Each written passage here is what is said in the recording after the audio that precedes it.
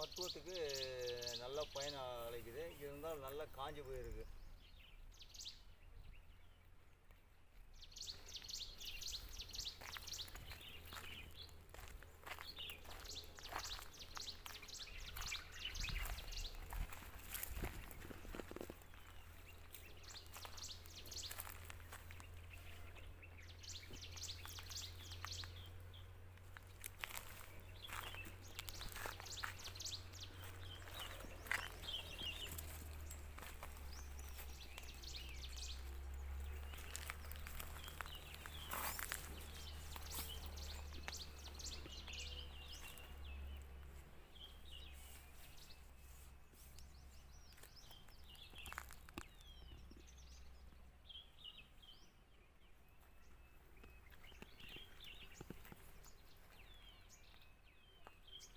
ஒரு நிமிஷம் வாங்க.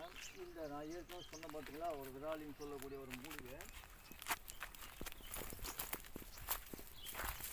இந்த மூலிகை பார்த்தீங்கன்னா இந்த பாஷாணங்களை சுத்தம் பண்ணுறதுக்கு இந்த மூலிகை வருது. அது மட்டும் இல்லாமல் ரசமணி சுத்தம் செய்யறதுக்கு இந்த மூலிகை வந்து பெருமளவில் நமக்கு உதவி செய்யுது. இந்த மூலிகை நவபாஷாணங்களை இந்த மூலிகையில் நம்ம சுத்தம் செய்ய முடியும்.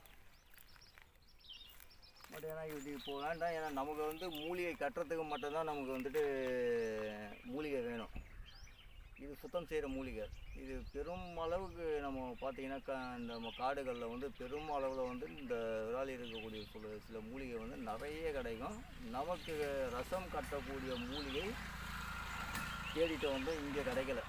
சரிங்களா?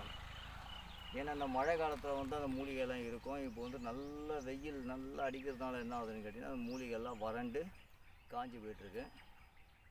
அந்த மூலிகை பார்ப்போம், போகும்போது வேறு ஏதாவது மூலிகை இருக்கா பார்க்கலாம்.